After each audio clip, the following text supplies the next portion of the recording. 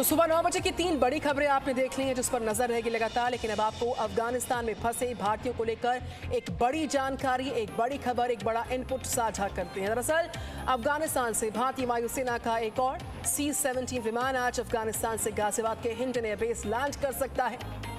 खबर यह है कि इस बार C-17 विमान से अफगानिस्तान में फंसे कुल 290 लोगों को भारत लाया जा सकता है।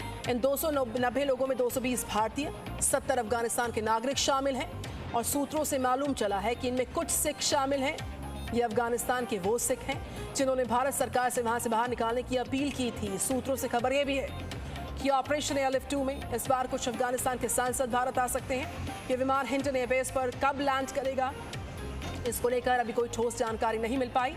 लेकिन यहाँ इन लोगों को लेने के लिए सुबह सुबह 5 बसेस को हिंडन एयरबेस पर पहुंचाया गया। अब आपको हम लिए चलेंगे एक और बड़ी खबर जिस पर नजर लगातार रहेगी। फिलहाल ये बड़ी तस्वीर एक और C-17 से भारतीय को लाने की तैयारी पूरी होती हुई। आपको बात करेंगे विदेश मंत्रालय के सूत्रों से एक बड़ी जानकारी मिल रही है। अफगानिस्तान में फंसे भारतीयों की वतन वापसी को लेकर विदेश मंत्रालय किस तरीके से पूरे एक्शन में आ चुका है। अफगानिस्तान में रहने वाले सभी भारतीयों का डेटा तैयार किया जा रहा है। हेल्पलाइन नंबर से लगातार 24 घंटे ब्यौरा तैयार किया जा रहा है। विदेश मंत्रालय का अफगान सेल 24 घंटे एक्टिव है। फोन हो, ईमेल हो, इन सब के जरिए संपर्क किया जा सकता है।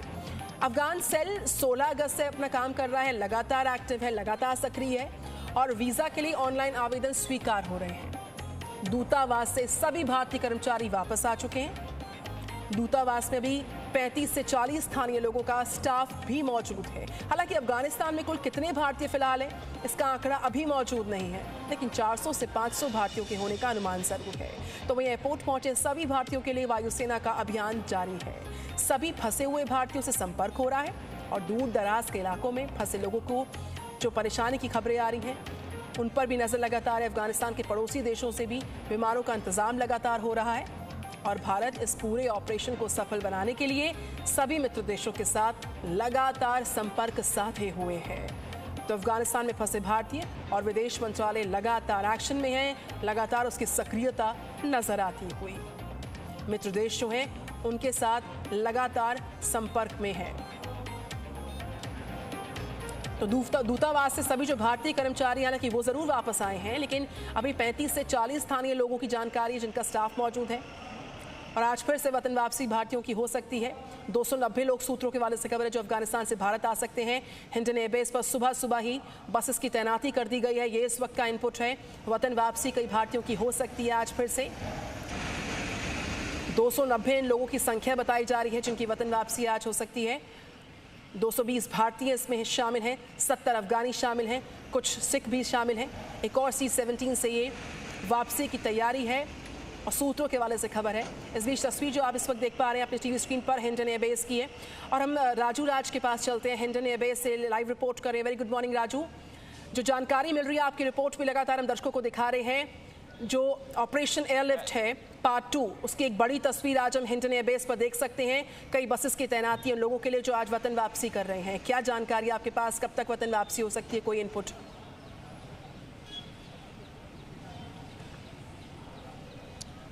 बिल्कुल निधि, मैं बता दूं कि सुबह 4 बजे के करीब हिंडन एयरबेस, तस्वीरें दिखाना चाहूँगा, ठीक इसी जगह पर भारत सरकार की 5 बसें आई थी सुबह 4 बजे करीब।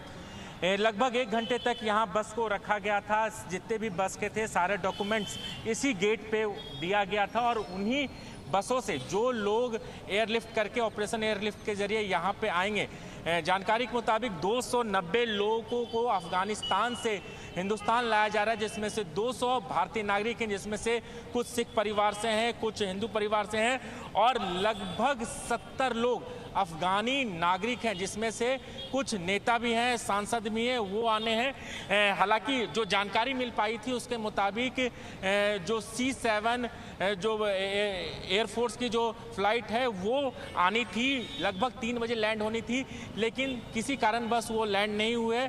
उनके वतन वापसी की तैयारी पूरी तरीके से कर ली गई है और जो जानकारी मिल पाई है कि हो सकता है दोपहर के बाद C-17 लैंड करे हिंडन एयरबेस बेस पर, उसके बाद उनको अपने गंतव्य स्थान पर ले जाएगा।